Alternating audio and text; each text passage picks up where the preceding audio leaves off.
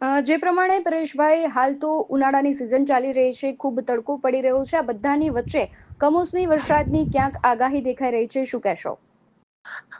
ચોક્કસથી જોવા જઈએ તો અત્યારે આમ તો માર્ચ મહિનાનું બીજું અઠવાડિયું ચાલી રહ્યું છે ને એમાં પણ 9 માર્ચ થી રાજ્યના અલગ અલગ વિસ્તારોની અંદર હીટવેવ નો રાઉન્ડ ચાલી રહ્યો છે, જેમાં એવરેજ રાજ્યભરનું તાપમાન છે 37 થી 38 ડિગ્રીની રેન્જમાં છે.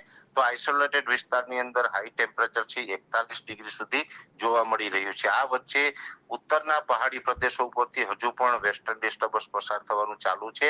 તેમાંથી એક વેસ્ટર્ન ડિસ્ટર્બન્સનો ટ્રફ છે દક્ષિણ પાકિસ્તાન અને ગુજરાત સુધી લંબાઈ રહ્યો છે ને એ સાથે ગરમીને કારણે જે હવાઓ છે એન્ટી ક્લોક રાઉન્ડની અંદર જે ફરતી હોય ને એને કારણે જે સર્ક્યુલેશન બનતું હોય છે એ સર્ક્યુલેશન પણ અરબ સાગરની અંદર જોવા મળી રહ્યું છે.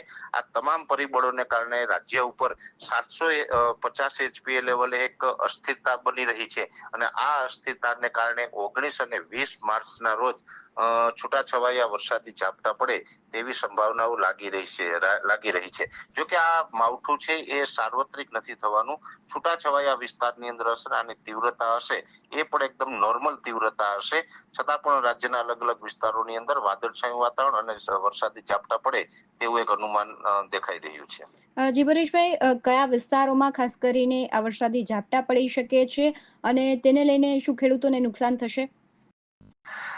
અત્યારે આમ જોવા જઈએ તો આ અસ્થિરતા જે અસર કરી રહી છે એમાં સૌરાષ્ટ્રના છૂટાછવાયા વિસ્તાર હશે, એકદમ ઓછા વિસ્તાર હશે, પણ સૌરાષ્ટ્રના છૂટાછવાયા વિસ્તાર, કચ્છના પાકિસ્તાન બોર્ડર લાગુ વિસ્તારોમાં ઝાપટા પડવાની શક્યતાઓ છે અને વધારે તો ઉત્તર ગુજરાતના બનાસકાંઠા, પાટણ અને જે મહેસાણા જિલ્લો છે એ વિસ્તારની અંદર થોડીક તીવ્રતા વધુ જોવા મળે. એ પ્રકારે સૌરાષ્ટ્ર, કચ્છ અને ઉત્તર ગુજરાતનો ત્રણેય રીજનની અંદર આની અસર થાય તેવી શક્યતા વધારે લાગી રહી છે અત્યારે.